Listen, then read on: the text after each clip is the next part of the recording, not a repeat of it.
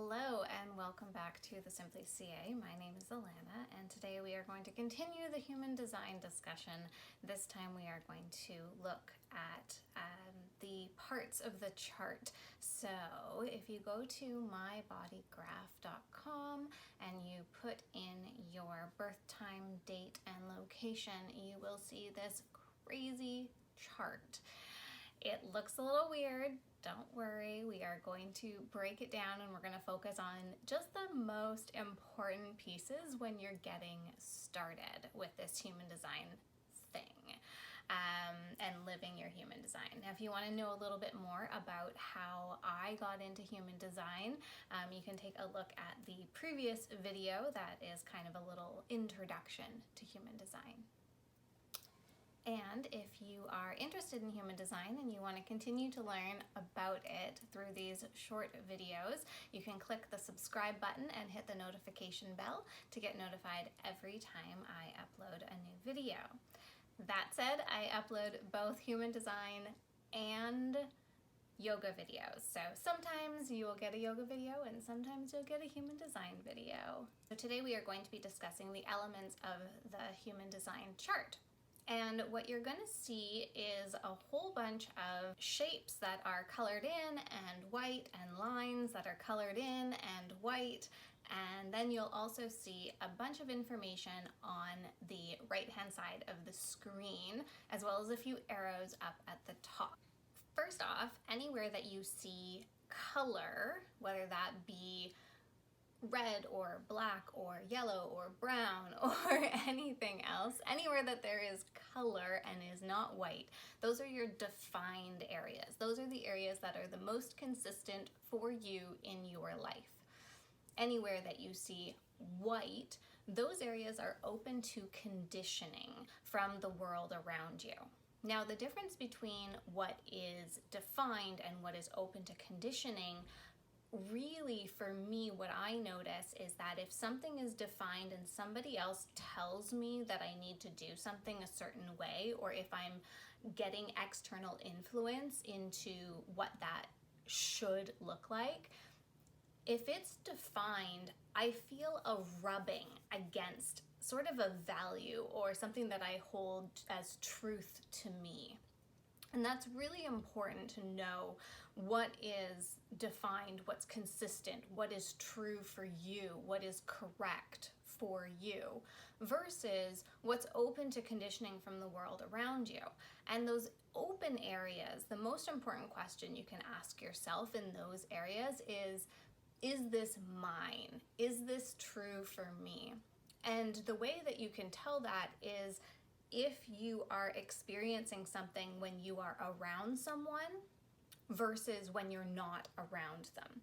So for example, if you have an emotional solar plexus that is undefined, if you're on your own, emotions don't really just happen. Your emotions are conditioned by those around you who have a defined emotional solar plexus. And don't worry, we will get into that as we get into authorities, which will be in a few videos. And then if you have a defined emotional solar plexus, your emotions are yours. They are consistent, and you are here to influence the emotions of those around you, as well as experience and connect with your own emotions. So that's sort of the difference. Now, as we get a little bit deeper into gates and channels, sometimes defined and undefined can complement and can complete each other, which is really interesting. And you might notice that if you have a partial definition between an energy center and your throat. When you're around certain people, you might be able to speak more clearly than if you're just on your own, because somebody else might be completing that channel. Now I'm getting ahead of myself. So, backing up. When you look at that human design chart, you'll notice those shapes that are colored in or not colored in, and those are the energy centers. Now, a lot of them will remind you of the chakra system, and there are are 7 that resemble the 7 chakras. Then with human design, there are an additional 2 energy centers that are in addition to those 7 chakra centers. So let's start at the bottom. We'll start at the root, the sacral, the solar plexus, the heart, the throat, the anya, and then as well the crown or the head are very similar, except for the solar plexus. So that solar plexus in human design is an emotional center. And then human design adds in the ego and the spleen. Now the ego in human design is the will, and it actually more resembles what the solar plexus in the chakra system is. So that ego or will center gives you the drive to complete something on your own versus having external influence or needing those deadlines to really drive home something. And then there's the spleen, which is an awareness center in the human design system. And it is very intuitive in its knowing. So depending on which centers you have open and which centers you have defined, that creates the foundation of your energy type, your strategy, your authority, your not self theme. All of those pieces are associated with those energy centers. Coming out of those energy centers, we have the gates and the channels.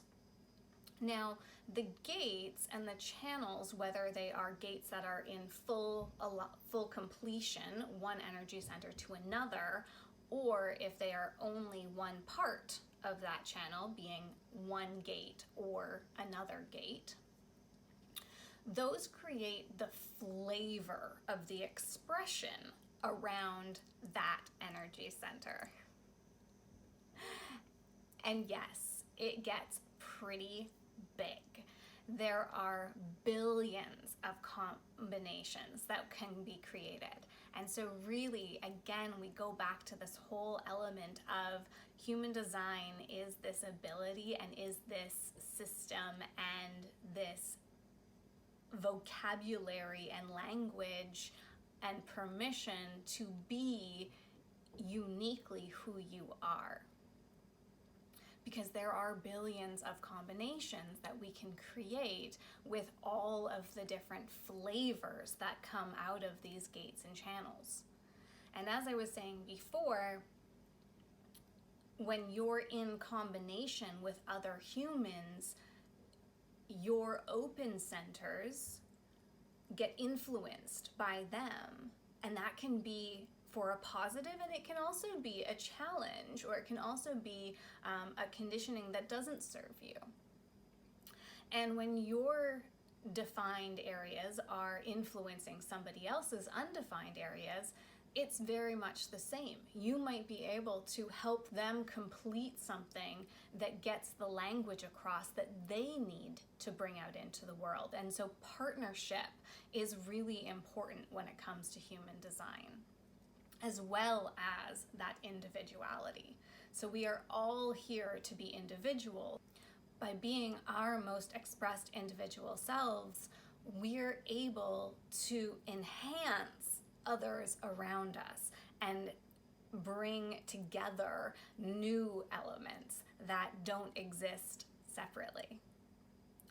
Where the openness can be a challenge is when we take on what is true for somebody else as truth for ourselves, because it goes against, or it is not in alignment and in flow with our own energy. So if we have conditioning when we're with somebody else, and that conditioning works really well, but then we take it to be our own. So when we're by ourselves, we expect ourselves to be able to react and respond and create in the same way that we did around that person. That isn't necessarily our truth, because it's not our defined areas. And so being with people is great, and utilizing each other's definition in positive ways to create something new is fantastic. And at the same time, it's really important that we're aware of what is truly ours versus what is ours in combination with somebody else, so that we're not putting that pressure on ourselves to behave and act in a way that isn't actually in flow and in alignment for who we are.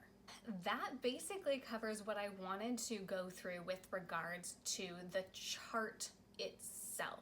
Now, yes, there are tons of additional elements to the chart, and there are so many fantastic resources on YouTube and online that go into that depth and that detail. My purpose here is to really give you the foundational basics so that you can take this awareness of the human design system and begin to implement it in your daily life. So personally, I find that going into too much depth isn't necessary at this particular time. I am a manifesting generator, and that is correct for me. If you're a generator, or if you are a projector that has a deep passion for this, then it is correct for you to dive in more fully to the system. If it's something that excites you, and if it's something that you really want to pursue.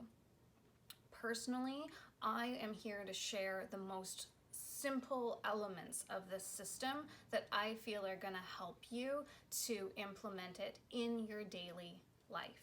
So coming up in the next set of videos, we are going to go through the energy types, and I've got 2 videos planned out for the energy types. So again, if you are interested in continuing this learning, go ahead and hit the subscribe and the notification bell and get ready for those ones. After the additional 2 videos on energy types, we are then going to talk about strategy and authority.